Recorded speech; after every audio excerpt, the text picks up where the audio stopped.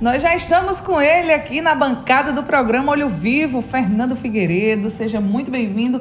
Boa tarde. Hoje vai falar para a gente sobre os problemas, né, que tem nos imóveis financiados e como resolver. Muito boa tarde. Boa tarde, Priscila, Zé Neto e o pessoal que... Boa tarde. O pessoal que nos acompanha toda semana aqui na nossa coluna Diário de Obras. Esse tema ele é bem abrangente, né? Tem várias vertentes e aí fica até complicado resumir ele em poucos minutos. Mas a gente tenta sempre fazer o máximo. Esse programa de financiamento, né, o expoente dele é justamente o financiamento Minha Casa Minha Vida. E justamente são nesses imóveis que tem os maiores índices de problema de construção no Brasil.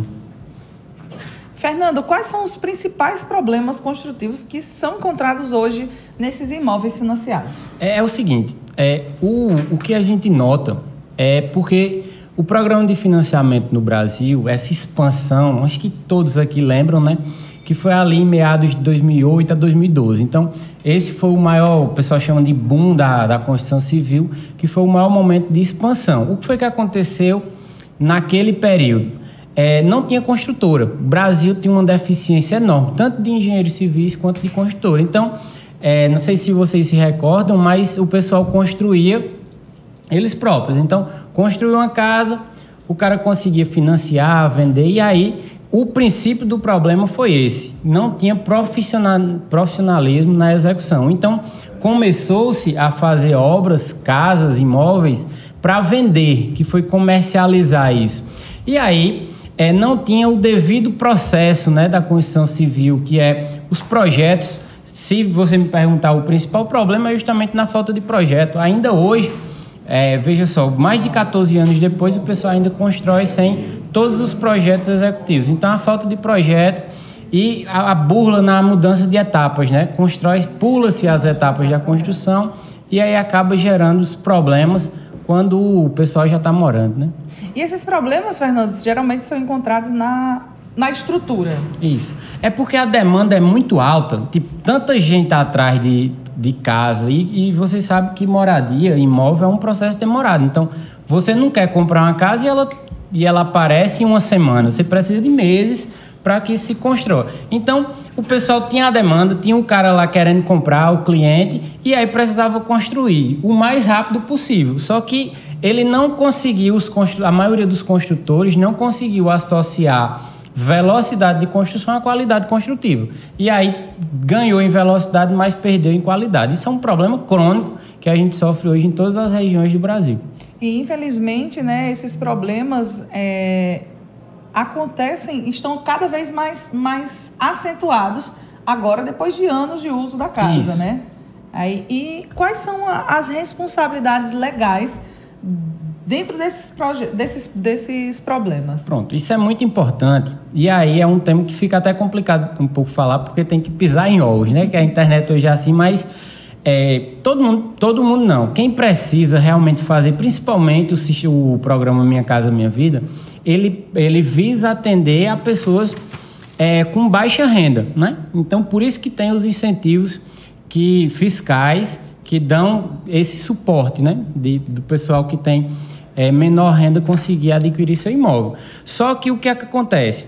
Esse pessoal tem que começar, de fato, a exigir qualidade construtiva. Então, claro, os órgãos competentes também precisam. A prefeitura precisa melhorar na aprovação de alvará, o sistema que fiscaliza os profissionais, o CREA, o CAL, também precisa. E, claro, o governo federal também na hora de emitir o financiamento, como os bancos, né? Banco do Brasil, Caixa Econômica e os outros. Só que, além disso, quem compra, ele tem que ser exigente, porque, veja só, mesmo você estando de aluguel, mas você vai adquirir um imóvel que você vai passar a sua vida inteira pagando, porque são 30 anos. Então, talvez seja o bem material mais valioso que você vai ter na sua vida toda. Então, é nada mais justo do que você só aceitar com qualidade. Então, ser exigente na hora de comprar é um passo fundamental, porque, na verdade, é o primeiro passo, né? Como eu disse, os outros agentes, eles permeiam a qualidade construtiva, mas o comprador é essencial que ele tenha esse critério.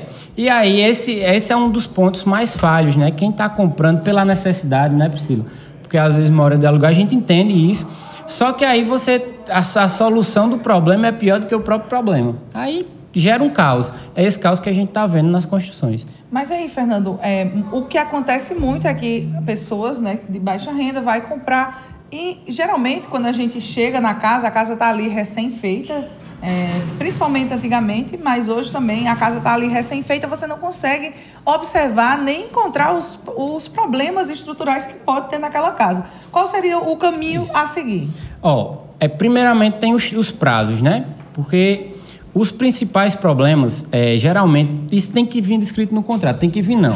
Vem descrito no contrato, principalmente porque nesse sistema de financiamento com incentivo do governo, Minha Casa Minha Vida, os bancos que fazem esse financiamento é Caixa Econômica principalmente e Banco do Brasil, certo? Então são bancos públicos.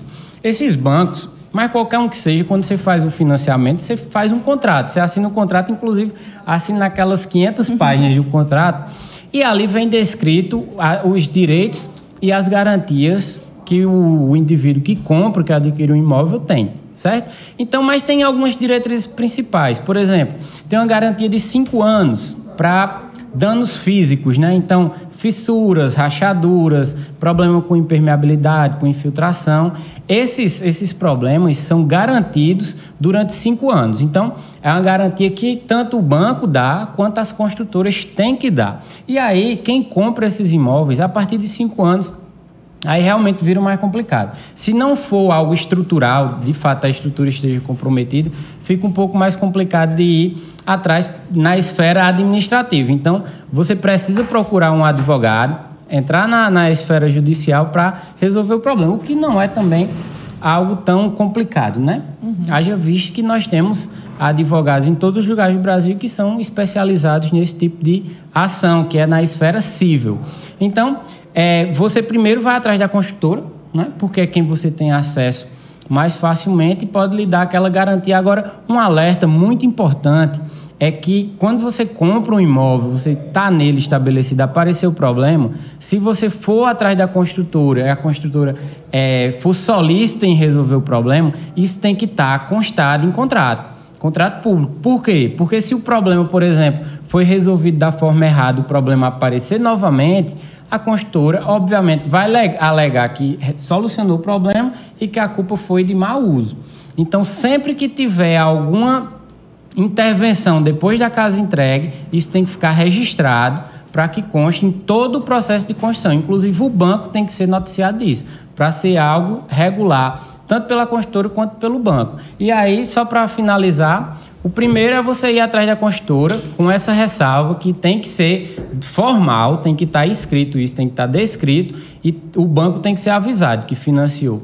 E depois é ir atrás do banco, porque geralmente, principalmente quando os problemas acontecem depois dos 5 anos, são os dois que solucionam esse problema, o banco junto com a construtora. Inclusive, Priscila, quando é um processo administrativo que você impetra para solucionar um problema de danos no imóvel, geralmente o advogado faz a petição inicial indicando a construtora e o banco, os dois, para resolverem o problema, porque os dois são culpados. Por quê? Porque a construtora que constrói, mas tem a fiscalização do banco. Quando ela entrega, vai um engenheiro que o banco paga para verificar a situação do imóvel.